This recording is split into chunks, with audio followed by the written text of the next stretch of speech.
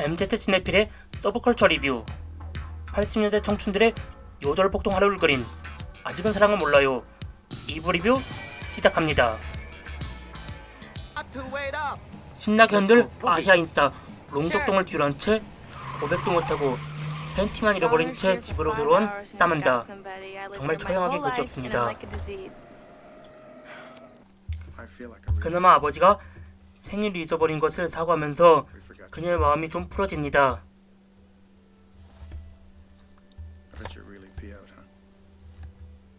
No, it's okay. I'm not really all that upset anymore.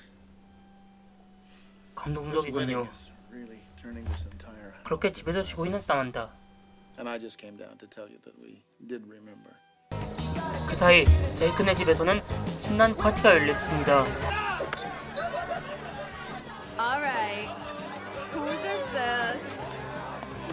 그리고 그 파티에 찐따 삼총사도 휩쓸릴 깁니다.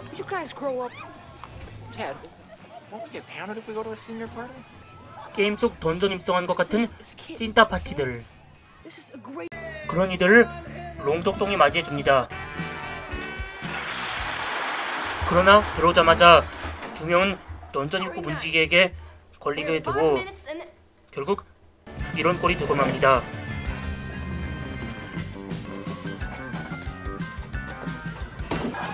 가면 갈수록 개판이 되어가는 집안꼴. 다들 재미있어하지만 제이크의 표정이 좋질 않습니다. 여기서 몇 가지 사실이 밝혀지는데 우선 첫 번째, 제이크는 유교보이로서 잘 노는 캐롤라인이 싫은 모양입니다.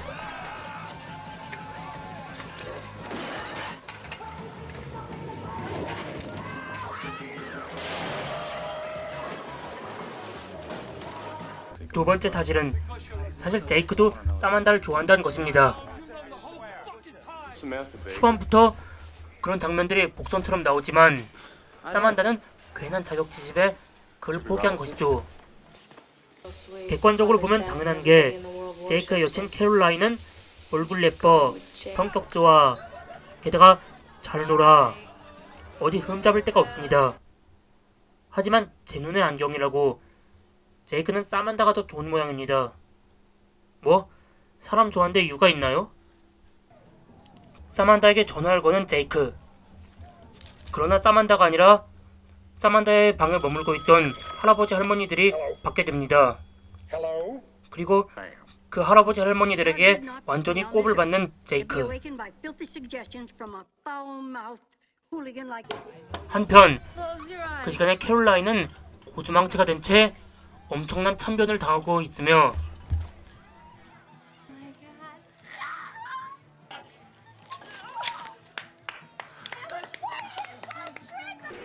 중국에서 온 혼돈의 사도 아시아 조커인 롱덕동은 애인과 함께 놀다가 제이크네 집을 박살내버립니다.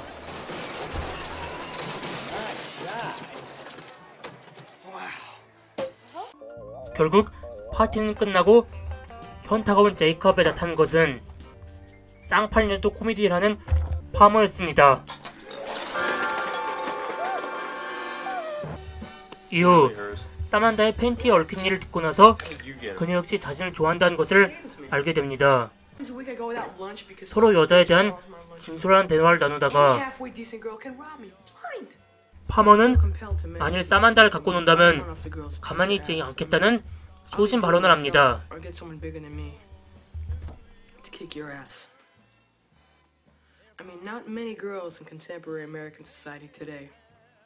이래서 착하게 살면 복이 온다는 겁니다. 모든 사실을 알게 된 제이크는 고주망태가 된 캐롤라인을 바래다 주라며 파머에게 롤스로이스까지 빌려줍니다. 고민하던 파머는 캐롤라인의 은밀한 그곳 팬티를 보고 난 뒤 아무 말 없이 그녀와 차를 타고 떠납니다. 결국 조네녀와 플레이가 하나 진하게 꼽은 파머. 사만다를 가지고 놀면 용서 안 하겠다더니 캐롤라인은 가지고 놀아도 된다고 생각하는 파머.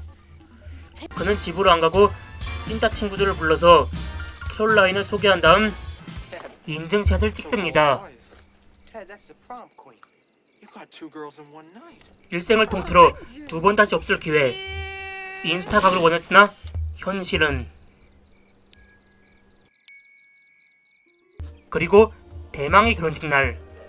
아침 대바람부터 잔디를 요삼아 자고 있는 롱덕동이 보이는군요.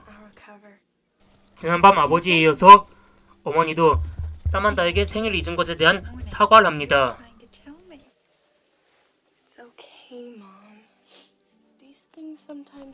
이런 감동적인 순간에 난입해서 급분 싸로 만드는 동생. 정말 악마가 따로 없습니다. 페르나 새끼. 그리고 친구와의 전화통화 중 영화를 비롯해서 어떤 작품에서도 절대 하면 안 되는 대사를 합니다. お前みたいな弱虫の弟を残して死ねるか。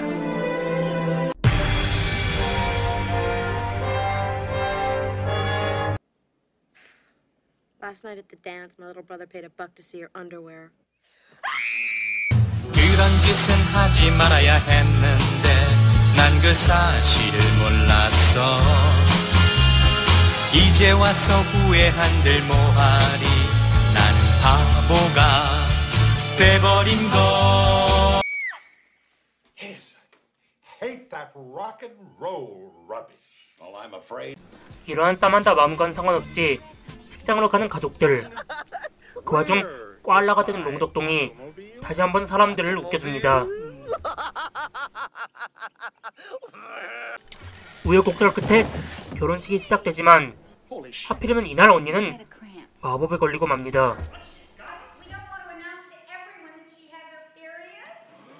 한편 제이크는 사만다 집에 찾아가지만 롱덕동과의 민망한 대화와 그의 부족한 영어 실력으로 인해 큰 오해를 하게 됩니다. 참고로 이 씬이 롱덕동의 마지막 출연입니다. 그 시각 캐롤라인과 파머는 그린라이트가 제대로 켜지고 이런 상황을 일본어로 네토라레, 줄임말로 NTR이라고 합니다. 아니야 이게 아닌데 왜난 자꾸 난 친구의 여자가 좋을까. Holy shit. 한편 언니의 마법으로 인해 명절 때마다 친척들에게 입방아에 올려질 결혼식이 끝나고 신랑은 신부를 데리고 빤스런을 합니다. 어쨌든 결혼식이 끝나고 사만다는 팬티만 잃은 채 새드엔딩으로 집에 돌아가려고 합니다. 이렇게 어제 파티는 그녀 인생의 흑역사이자 이불킥으로만 남게 되었습니다.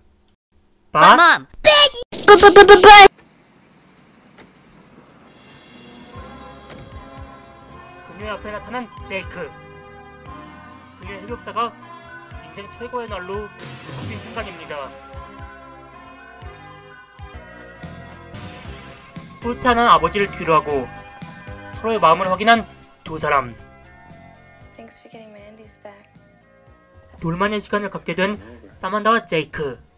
Thanks for coming together. 사만다의 16번째 생일 파티가 이루어진 동시에 사만다와 제이크가 새로운 커플이 되며 영화는 해피엔딩으로 막을 내립니다.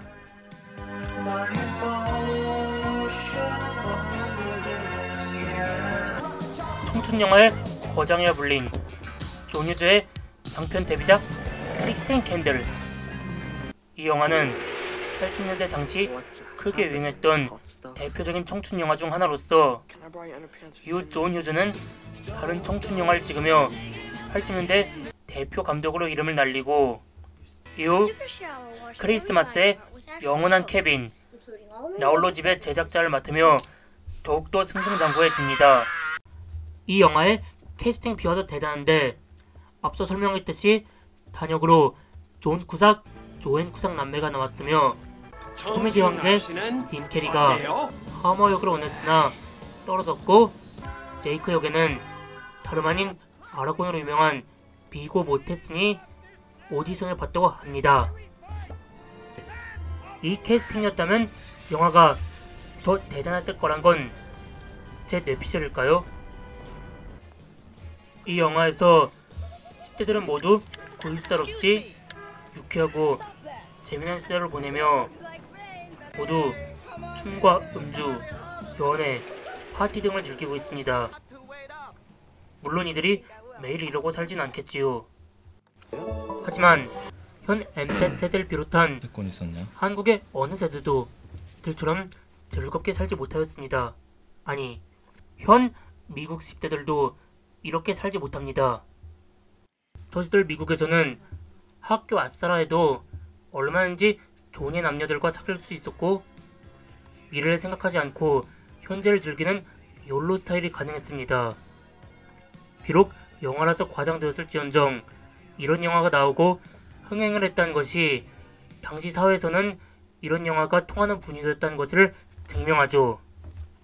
반면 한국 10대들은 박화영이나 벌새, 파수꾼, 한공주, 죄 많은 소녀 같은 영화에서 알 수 있듯이 심각한 일탈이나 비참함만을 보여주며 착취적인 이미지로 통용되고 있습니다.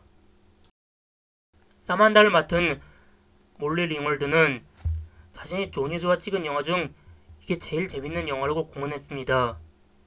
그녀의 말처럼 코로나19에서까지 이런 한국의 착취한 듯한 영화 대신 본 내내 즐겁고 행복한 라라진의 최애작 16 캔들스를 한번 보는 건 어떨까요? 본래 영화가 관객들에게 준 것은 현실인식이나 비판이 아니라 즐거움과 웃음이었으니까요.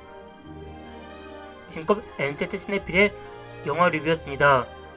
다 보시면 구독 및 좋아요 꾹 눌러주시기 바랍니다.